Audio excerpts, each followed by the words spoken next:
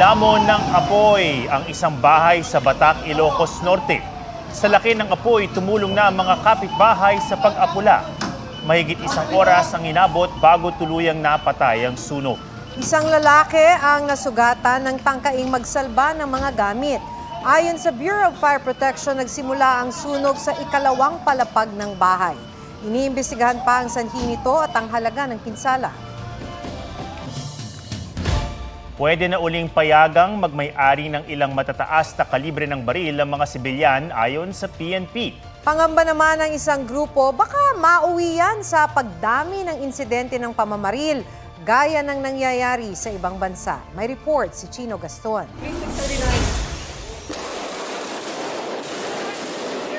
Ang problema ng Amerika sa sunod-sunod na pamamaril, pinangangambahan ng isang grupo na maging problema rin sa Pilipinas. Yan ay kapag muling pinayagan ang mga sibilyan na bumili at magmay-ari ng mga semi-automatic high-powered firearms gaya ng 7.62 at 5.56 caliber rifles. Nakikita ang result ng ganong policy sa Amerika sa mga shooting na nangyayari sa kanila. Kung yung ganong culture ay dadalhin natin dito sa Pilipinas, ganong problema din ang haharapin natin. Sabi ng PNP, alinsunod ito sa RA 10591 o ang Comprehensive Law on Firearms and Ammunition na sinuspinde ng Administrasyong Duterte noong 2018 dahil sa pangambang magagamit ito ng mga terorista at mga kalaban ng gobyerno gaya ng nangyari sa Marawi Siege. Nitong February 27, isinumite ng PNP ang bagong amended IRR ng batas sa UP Law Center na magkakabisa 15 araw mula publication. This is a regulated law, so kung meron po tayong makikita later on na may pang-aabuso at may makikita po natin na itong amendment po ay aabusuhin, then we will enforce strictly what is written in the amendment rules. Para sa ilang gun retailers at owners, napapanahon na para payagan uli ang mga sibilyan na bumili ng high-powered rifles. Di lang daw ito pandepensa sa sarili, kundi pandepensa sa bansa. Lalong-lalo na sa nangyayari ngayon, di ba, with China and all of other possible enemies will come in. Tayong mga may license to own and possess, nakukuha neto, syempre pag nagkaroon ng gera na ayaw sana natin, meron tayong mga armas na maidadagdag magagamit para depensahan ng ating bansa. Pero sabi ng Gunless Society of the Philippines, hindi IRR ang dapat amyendahan, kundi ang mismong batas. Mungkahi nila, limitahan lang sa 2 ang mga baril sa bawat sibilyan, huwag payagan ng mga sibilyan na ilabas ang baril sa bahay at ipagbawal ang pag-aarmas ng mga bodyguard ng mga politiko. Chino Gaston nagbabalita para sa GMA Integrated News. Kakasuhan ng Department of Justice si Pastor Apollo Kibuloy kaugnay ng mga pang-aabuso umano sa ilang membro ng Kingdom of Jesus Christ. May report si Salima Refran. Ito ang panawagan ng mga taga-suporta ni Kingdom of Jesus Christ founder Pastor Apollo Kibuloy na nagsagawa ng prayer rally sa Maynila. Bukas, nakatakdang ituloy ng Senado ang pagdinig ukol sa umano'y pang-aabuso ni Kibuloy sa kanilang mga miyembro. Giit nila, itigil na ng Senado ang pagdinig at panggigipit raw sa kanilang pinuno. He is assuaged by the balm of a clean conscience na lahat itong mga paratang na ito ay mga kasinungalingan lamang. Pinagbibitiw rin nila si Senator Risa Ontiveros na nangunguna sa pagdinig. Sa ngayon, wala pang pasabi kung dadalo si Kibuloy bukas. Sakaling hindi, if he does not appear tomorrow, isa-cite ko sila in contempt at ipaaresto. pero hindi na lang Senado ang kailangang harapin ni Kibuloy. Binaligtad ni Justice Secretary Jesus Crispin Remulla ang desisyon ng City Prosecutor of Davao na nagbabasura sa reklamong rape na inihain ng isang menor de edad laban kay Kibuloy noong 2011. Isasalang na ang kaso laban kay Pastor Apollo Kibuloy at sa kanyang mga kasama. Kakasuhan si Kibuloy ng patong-patong na kaso ng sexual abuse at qualified human trafficking. Pinag-aralan namin ng gusto at ang lumalabas talaga rito ay meron talagang kailangang panagutan si Pastor Apollo Kibuloy at ang kanyang mga kasama. Ang affidavit mismo ng biktima ang tumatayo doon sa lahat naman naging tanong sa kanya. Naglabas na rin ng DOJ ng Immigration Lookout Bulletin Order laban kay Kibuloy. Maghahain rin ng Precautionary Hold Departure Order ang DOJ para hindi makaalis ng bansa si Kibuloy. Hihilingin din ng DOJ sa Korte Suprema na ilipat sa Maynila ang pagdinig sa mga kaso. Magtatalaga ng Special Panel of Prosecutors para sa pag-usig nito. May problema sa Davao. Mahirap pong magdemanda sa isang lugar na kung saan malakas ang kapangyarihan ng mga taong binabangga at mababangga at tatamaan. This is a welcome first step towards heeding the victim survivors' cry for justice, peace, and healing. Sanima Refra, nagbabalita para sa GMA Integrated News.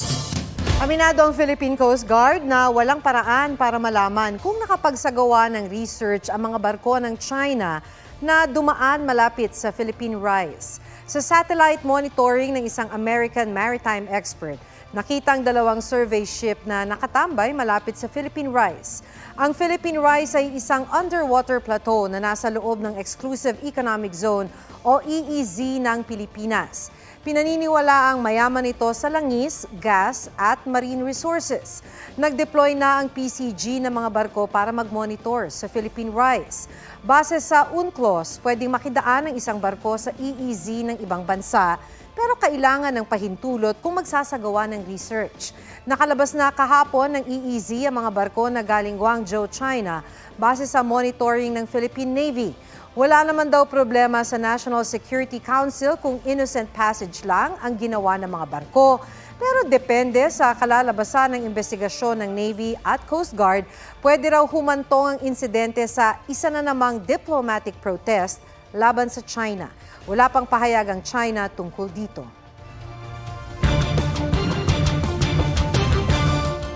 Pinugutan ng isang ginang sa Goa, Camarines Sur. Suspect ang kanyang bayaw. Ayon sa investigasyon, matagal nang may hindi pagkakaintindihan ng biktima at suspect dahil sa away sa lupa. Sumuko ang suspect na aminado sa krimen. Nagawa raw niya ito dahil 2 beses na nitong pinutulan ng supply ng tubig ang kanilang fish pond. Sinampahan na siya ng kasong murder. Nakipag-ugnayan ng GMA Regional TV Balitang Bicolandia sa pamilya ng biktima pero tumanggi muna silang magbigay ng pahayag. Bumuhos ang pakikiramay sa pamilya ng multi-awarded actress na si Jacqueline Jose. Kinumpirma naman ng anak niyang si Andy Eigenman ang dahilan ng pagpanaw ng batikang aktres. It's with great sadness that I announce the untimely passing of my nanay, Mary Jane Gok, better known as Jacqueline Jose. At the age of 60, on the morning of March 2nd, 2024, due to a myocardial infarction or a heart attack. Her life itself was her greatest obra maestra.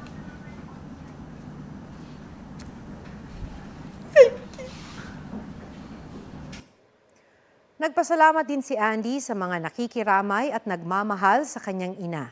Hinihiling niyang bigyan muna sila ng privacy sa panahon ng kanilang pagdadalamhati. Inalala rin ng mga nakatrabaho ni Jacqueline ang kanyang makulay na karera sa showbiz. Kasama riyan ang paggawa niya ng kasaysayan bilang tanging aktres mula sa Pilipinas at sa buong Southeast Asia na nanalong Best Actress sa Cannes Film Festival sa France. Ilan naman sa mga tumatak na karakter ng binansagang Queen of Underacting ang kanyang pagganap sa mga pelikulang White Slavery, Flor Contemplacion at Patay na si Jesus. Nakatakdang i-cremate ang labi ng premyadong aktres ngayong gabi.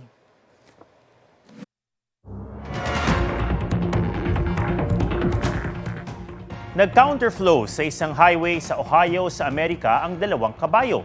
Nakatakas mula sa kwadra ang mga kabayong pag-aari raw ng pulisya. Na-recover naman ng mga pulis ang mga kabayo kalaunan.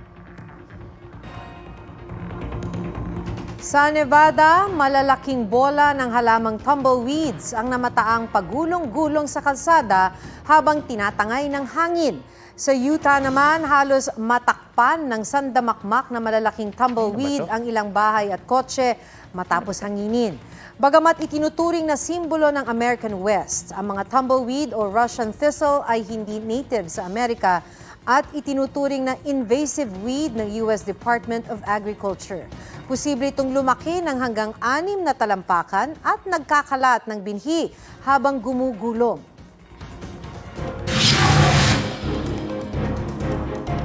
Kapapasok lang na balita, nauwi sa habulan at barilan ng operasyon ng PNP Anti-Kidnapping Group laban sa isang Chinese national sa BGC sa Taguig. Isisimbisanan ng pulisya ang 3 warrant of arrest para sa mga kasong deceit, resistance and disobedience to an agent of a person in authority at unjust vexation laban sa suspect. Pero pumulag daw siya at nagpaputok. Dito na nagkahabulan. Isinugod sa ospital ang suspect, wala pa siyang pahayag. Tinuklaw ng ahas ang isang bata sa Tampakan, South Cotabato. Nung una, hawak pa ng bata ang ahas at tila nilalaro pa. Inihagis pa niya ito sa mga nasa paligid. Maya-maya, tinuklaw ng ahas ang bata. Dinala ang bata sa ospital para maturukan ng antivenom. Hindi raw pinakawalan ng bata ang ahas at inilagay pa sa aquarium sa kanilang bahay. Nagpatulong na ang barangay sa DENR para maibalik ang ahas sa kagubatan.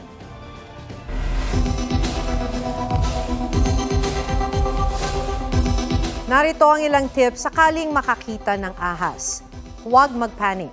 Huwag ding lalapitan o gagalawin ang ahas. Mainam din kung hindi tatakbo dahil baka isipin itong inaatake sila.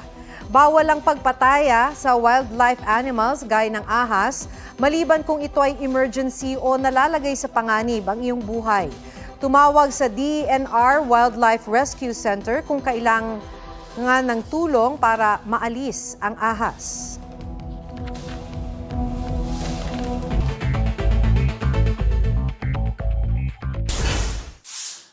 Pangulong Bongbong Marcos nakipagkita sa Filipino community sa Melbourne, Australia. Bago nito, dumalo ang Pangulo sa forum ng think tank na Lowy Institute. Git ng Pangulo, hindi niya polisiya na magpalit ng posisyon sa pagharap sa China. Itinataguyod lang daw niya ang territorial integrity ng Pilipinas, pero hindi raw sunod-sunuran ng Pilipinas sa kagustuhan ng Amerika. Sa isang business forum, hinikayat ng Pangulo ang mga negosyante mula sa Australia na mamuhunan sa Pilipinas. Nakapulong din ng Pangulo si Cambodian Prime Minister Hun Manet. Isa sa mga napagkasunduan nila ang pagpapalakas ng kalakalan sa agrikultura, partikular na sa bigas.